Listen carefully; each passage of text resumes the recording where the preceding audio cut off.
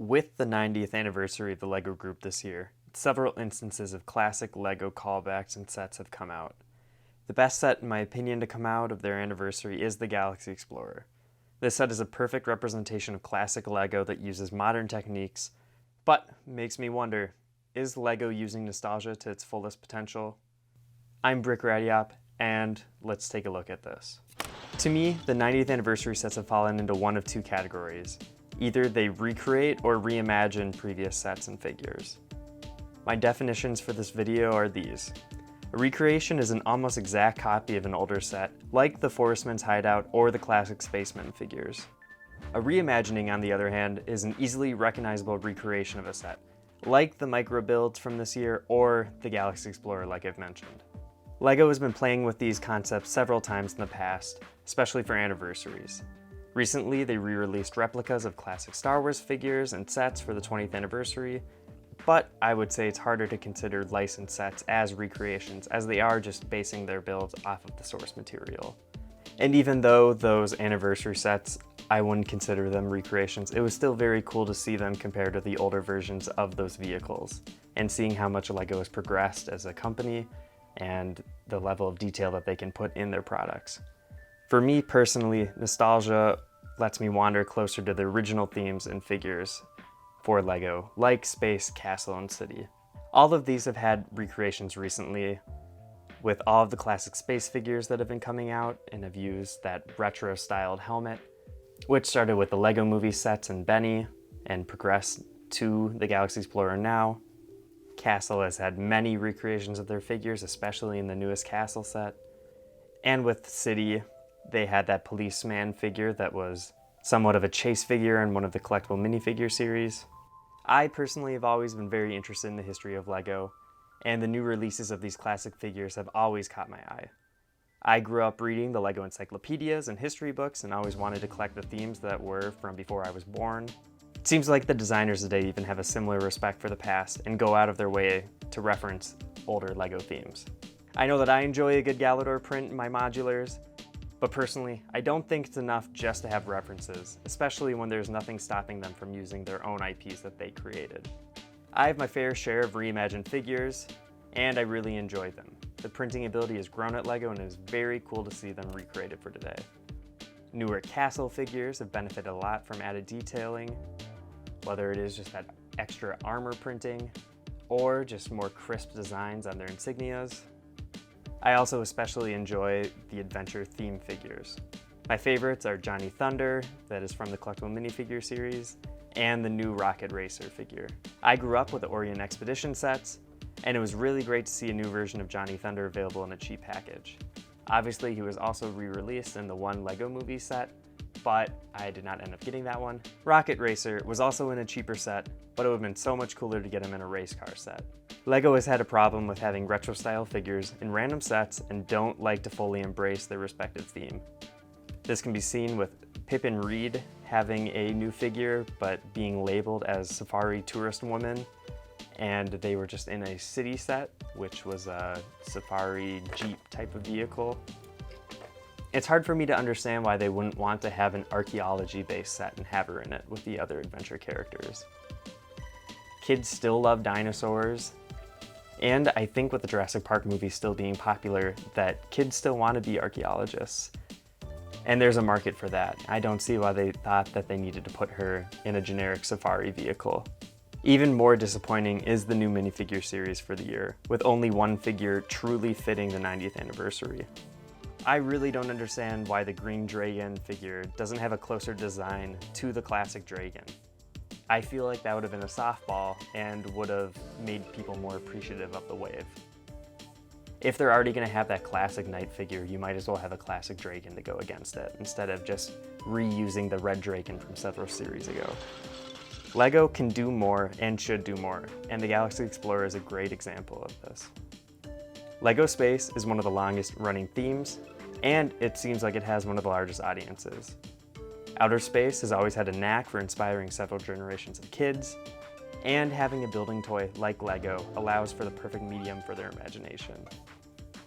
Obviously, real-world spaceships aren't as exciting as the ones in the movies and shows, but LEGO took the concepts and did a great job translating them into aerodynamic designs that aren't completely unrealistic but still allow for fun and imagination. I grew up playing with my dad's classic space sets, and I've always loved the figures and the vehicles. They're simplistic, but that is fine. Leading to this year with the new Galaxy Explorer set, which brought more opportunity for fans like me to get closer to owning original space sets. But they aren't exact matches.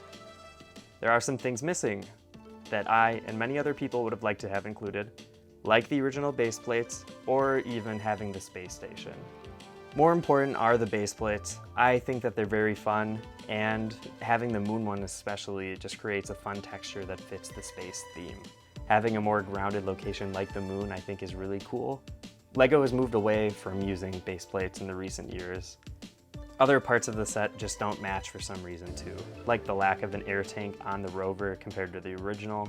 I don't really think this change is much of a negative because it is just a different look, but I don't fully understand why they changed it. It seems like having an air tank on the front could be used as like an engine of some sort, and I think it is an important design of that original rover. Don't take these as complete negatives against the set. It is well built and well designed. Especially having multiple alternate builds is a great callback to older LEGO sets. And I think it's a really great fun idea for them to make it 1.5 times the size as a comparison to us growing up. Other great details are all the old prints on the newer parts. It just shows that there is a lot of respect to the past. And I really could see this set as being one of the greatest of all time eventually. But again, it makes me wonder why they didn't give the option to build the original Galaxy Explorer. To me, reimagining sets is great and all, but I think recreations will always end up being better. Oftentimes when they reimagine sets, it seems like they always end up larger with inflated parts inventories, and in the end, ending up more expensive. For me, I want to get the coolest set for the least amount of money, and I'm sure a lot of you are in the same boat. Classic sets were always very resourceful because they didn't have the large inventory of parts they could use, which ended up making their piece counts lower. Sets like the Gift with Purchase Forestman's Hideout is a perfect example of a recreation to me. It has the exact same feel as the original set, with only changing a couple of different parts to match the availability today and the standards today. There's no reason for a nostalgia-driven set to be $400 like the newest castle. There should be more options to provide the ability for anybody to join in on the anniversary and get sets that have historical significance to the LEGO company. An even better example is the Benny's Space Squad, a $10 set from the LEGO Movie 2 with perfect builds and figures.